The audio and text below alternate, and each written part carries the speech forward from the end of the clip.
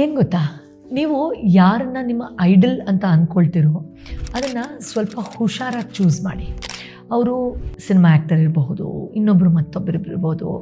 Please understand that ಅವರ ಕ್ವಾಲಿಟೀಸ್ನ ನಿಮ್ಮ subconscious mind ಗೊತ್ತೋ ಗೊತ್ತಿಲ್ಲದೇನೋ ಕಾಪಿ ಮಾಡೋಕ್ಕೆ ಶುರು ಮಾಡುತ್ತೆ.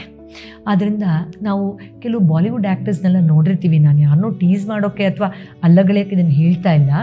ಅವ್ರಿಗೆ ಭಗವಂತ ಸಾಕಷ್ಟು ಸಂಪತ್ತು, ಹೆಸರು, ಕೀರ್ತಿ ಕೊಟ್ಟಿದ್ರೂ ಇದು ತಿನ್ನಿ ಅದು ತಿನ್ನಿ ಅಂತ ಕೈಯಲ್ಲಿ ಅದರಲ್ಲಿ ಇದರಲ್ಲಿ ಅವರು ಅದನ್ನು ಖಂಡಿತ ತಿಂತಾ ಇರಲ್ಲ. ಎಲ್ಲ ಮುಗ್ಧರ ಮನಸ್ಸನ್ನು ಹಾಳು ಮಾಡ್ತಾ ಇರ್ತಾರೆ. ಅವರು ನಿಮ್ಮ ಐಡಲ್ ಯಾವತ್ತೂ ಆಗಬಾರ್ದು.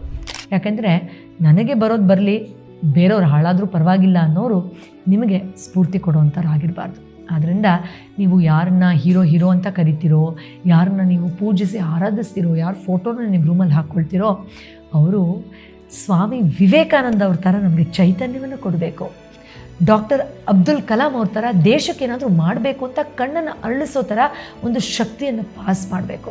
ಅವರು ನಮ್ಮ ಕಿತ್ತೂರು ರಾಣಿ ಚೆನ್ನಮ್ಮನ ಥರ ನಾವು ಯಾರಿಗೂ ಕಮ್ಮಿ ಇಲ್ಲ ಅನ್ನುವಂಥ ಒಂದು ಸೆಲ್ಫ್ ಕಾನ್ಫಿಡೆನ್ಸ್ನ ನಮ್ಮ ಒಳಗಡೆ ಕ್ರಿಯೇಟ್ ಮಾಡಬೇಕ್ರಿ. ಸುಮ್ಮನೆ ಯಾರ್ಯಾರನೋ ಎಲ್ಲರೂ ಇಷ್ಟಪಡ್ತಾರೆ ಅಂತ ಇಷ್ಟಪಡೋಕ್ಕೆ ಹೋಗಿ ನಿಮ್ಮ ಗುಣಮಟ್ಟವನ್ನು ಕಮ್ಮಿ ಮಾಡಿಕೊಳ್ಬೇಡಿ. ಹುಷಾರು.